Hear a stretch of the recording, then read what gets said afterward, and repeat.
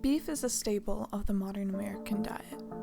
Foods deriving from cattle can be found on almost any menu across the country, and even across the globe. However, the modern American diet is different than ones from other countries, for our consumption of beef is monumental. Over the past 6 months, I've invested a large amount of time to understanding an industry I previously knew very little about. Before this project, I didn't really consider where my food was coming from. I never questioned who raised it or what fed it or anything like that. That information was hard to find on most of the things in my fridge. I wanted to understand the hidden complexities of our food system and what it means for us, in both the present and the future. So I started with the quintessential American food, beef.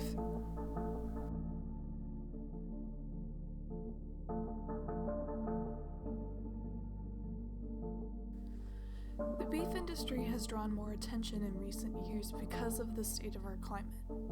Americans' insatiable appetite for beef has led the industry to go to extremes to meet consumer demands. With this, we have seen a rise in the number of concentrated animal feeding operations, or CAFOs. These operations are more factory than farm. To meet the demand for food, our agricultural system has become increasingly industrialized.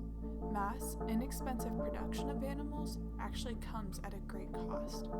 CAFOs focus on making cattle gain incredible amounts of weight in short periods of time, all thanks to corn, antibiotics, and hormones. This is where things start to get bad for the environment. See, to feed cattle massive amounts of corn, you need to grow, process, then transport massive amounts of corn. Once they gain enough weight, they're slaughtered, processed, then the beef is transported to a restaurant or supermarket. From start to finish, cattle being raised in CAFOs create this massive emission footprint, and that's just one aspect of it. Often CAFOs don't have good ways of dealing with animal waste. The waste can end up being piled up under a tarp, some places resort to burning, which means more pollution getting into the atmosphere. Much like the chemicals used on cornfields, a lot of this waste ends up in nearby waterways, damaging delicate chemical and ecological systems.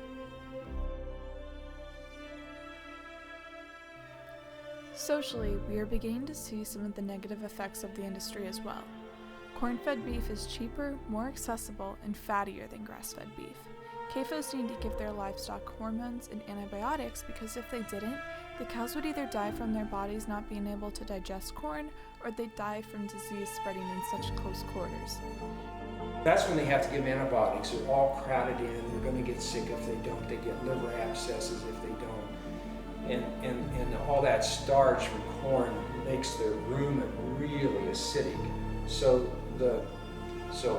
sodium bicarbonate, or baking soda, the stockyards, the feedlots are the largest purchaser of that in the world. They have to feed in huge amounts of sodium bicarbonate, or else the animal dies from acidosis. Their rumens get so acidic from all that corn. In areas of poverty, this low-quality, unhealthier beef is the only option for many families, contributing to higher rates of health issues. The beef industry's power reaches all the way into politics and economics. Big ag, chemical companies, and their money have a great deal of influence. Large corporations easily overpower local farmers. In fact, the whole industry has become extremely politicized, and there's lots of legislation put in place specifically to protect commercial farmers. The overpowering smells from CAFOs have driven people away from rural communities. These small towns and the local businesses struggle to survive. Quality of our food, the nutrient density is going down, the pollution to the environment's going up, and the rural communities are disappearing because all the money is going out. Right now, alternatives to corn-fed beef are expensive and cannot keep up with demand the same way commercial operations can. An increasingly common alternative to commercial corn-fed beef is grass-fed beef. Cows that are able to graze live far better, healthier lives. Their bodies are able to handle the grass without the need for antibiotics or hormones.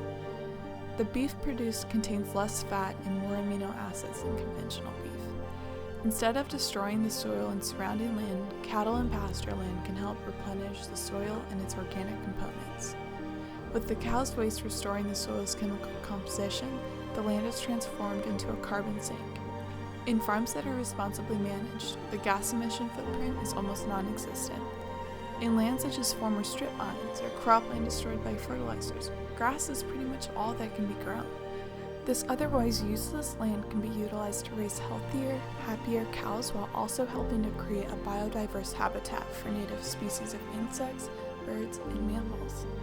Knowing this, it would seem like a no-brainer when it comes to what type of beef to buy.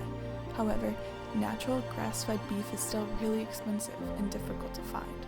For the majority of Americans, it's hard to justify spending that extra time, effort, and cash. This whole issue can feel overwhelming and hopeless, but the good news is, it's well within our control. As people, we have responsibilities. We have the responsibility of caring for ourselves, our families, our communities, and our planet. The choices we make now will impact our children and our grandchildren, and even their children. The choices we make affect other families and other economies in ways we may never see. We have the power and the responsibility to look to those who are not motivated by money, but instead by a desire to leave the earth and its creatures in better shape than when they found it. We need to care for the delicate balance between man and nature. We need to look to those who are ethical, honest, and loving towards the things that tend to slip our minds in our busy lives. I encourage you to examine your habits, consider your impact, and what that means for the future. There is no universal solution to this problem, but we can all start by being aware and educated about our choices. Choices made at a drive-thru or in a grocery store, the ones we make out of habit, those are the ones that are going to determine our future.